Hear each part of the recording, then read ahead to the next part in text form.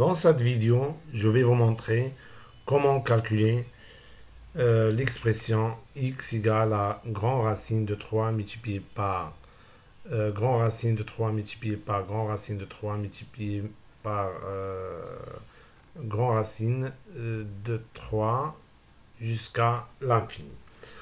Donc on remarque que x est un nombre positif.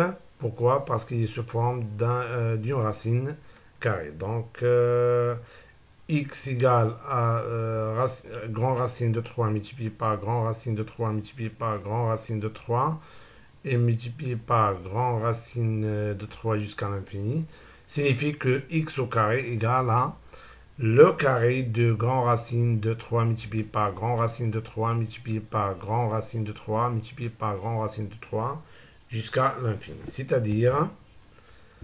C'est-à-dire que x au carré égale à le carré de grand racine de 3 multiplié par grand racine de 3 multiplié par grand racine de 3 multiplié par grand racine de 3 jusqu'à l'infini. Et puisque, donc on sait que racine de a le tout au carré égale à a. Donc ici, il suffit de prendre a égale à 3 multiplié par grand racine de 3 multiplié par grand racine de 3 multiplié par grand racine de 3 jusqu'à l'infini.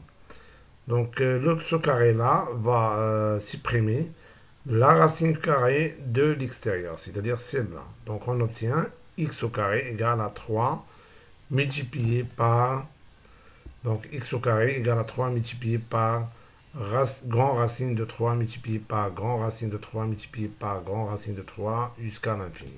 Et puisque c'est là, donc grand racine de 3 multiplié par grand racine de 3 multiplié par grand racine de 3 jusqu'à l'infini égale à x. Donc on aura x au carré égale à 3 fois x. Donc on aura x au carré égale à 3x. Donc on obtient une équation du deuxième degré d'une seule inconnue qui est x. Donc on va l'écrire sous forme d'un produit égal à 0. Donc on aura x au carré moins 3x égale à 0. Donc on va le factoriser. Donc on doit factoriser cette expression, bien sûr en utilisant les techniques donc de factorisation, c'est-à-dire le facteur commun, ou bien les identités remarquables, ou bien les deux à la fois. Donc ici on remarque que x est un facteur commun. Donc on peut factoriser par x. Donc on trouve x multiplié par x moins 3 égale à 0. Pour qu'un produit soit égal à 0, il suffit que l'un de ces facteurs égale à 0, c'est-à-dire x égale à 0, ou bien x moins 3 égale à 0. Puisque x différent de 0, d'après donc les données, parce que x égale à grand racine de 3 multiplié par grand racine de 3 multiplié par grand racine de 3 multiplié par grand racine de 3 jusqu'à l'infini. Donc, puisque x est différent de 0, alors x moins 3 égale à 0.